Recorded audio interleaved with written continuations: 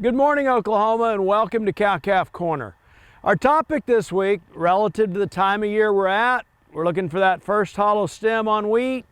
We've got a low inventory of cows. There's very little evidence in the information we're seeing that producers have started to hold back heifers as replacements.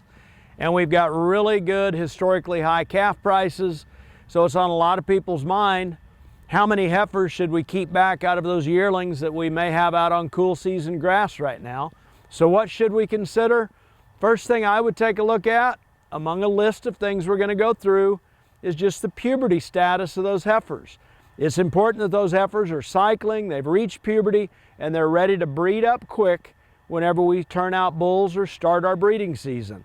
There's research and evidence out there that tells us that the heifers that breed within the first 21 days of breeding season and correspondingly calve in the first 21 days of their calving season end up weaning more pounds of calf over their lifetime in production, have more longevity in production, and are just flat out the more profitable cows for us. So one of the things that producers can do to help in this regard is do a reproductive tract score on those heifers 4 to 6 weeks prior to turnout or breeding season starting, and it's going to indicate the reproductive readiness of those heifers. The second important thing to consider is the fertility of the heifers. Now, this isn't really something we can eyeball them and look at, but as we turn out bulls and start breeding season, it's reasonable to think that heifers that are 14 to 15 months of age and 65% of their mature weight at the beginning of breeding season, we should see 60 to 70% of those heifers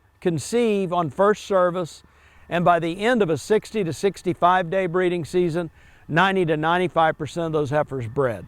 If we go in with an early preg check, say 30 days with ultrasound after we have pulled bulls, those heifers that are open can still be marketed as yearlings as a premium at that point.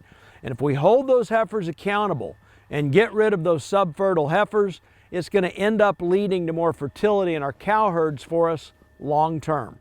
Another thing is just fleshing ease.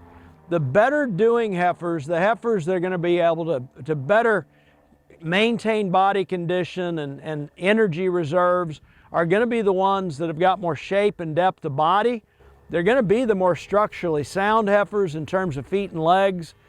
And as we evaluate the overall structure of the heifer, take a look at things like eyes, eye pigment, make sure they've got normal size and shape to their feet. We don't want joint angles to be too straight or too crooked. All those things contribute to longevity and profit potential when we put them in production. Another thing to take into consideration is the potential milk that those heifers are going to give. We want cows that mature out at a size and have a level of milk that fits our production environment, the feed and forage resources that we got for them. How do we go about selecting for this? Even though milk is low inheritability, taking into account the milk EPDs on the bulls that sired those heifers is an effective means of selection. And kind of folding into that topic, we want to take a look at the growth rate of those heifers. Typically, it's heifers that have a good growth rate relative to a moderate frame size that are going to mature out and make the most practical kind of cows for us that are the best fit to our operation. And when it comes to that thing that we can see and maybe take a look at some of the ancestors on, taking a look at that udder and teat or mammary system on a heifer is good. We don't want to see their teats really small or embedded in fat. When possible, it's good to select heifers that we know are out of good uddered cows. We would like to identify heifers that are going to have good maternal calving ease. We can take pelvic area measurements on those yearling heifers.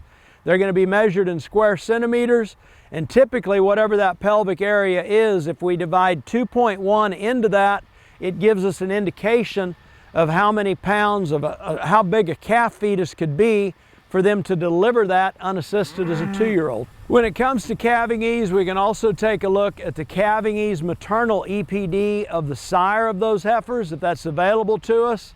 In that particular CEM EPD, as it's reported in most beef breeds, a higher number indicates a greater likelihood that that bull's daughters are going to give birth to their first calf unassisted. Another topic, disposition.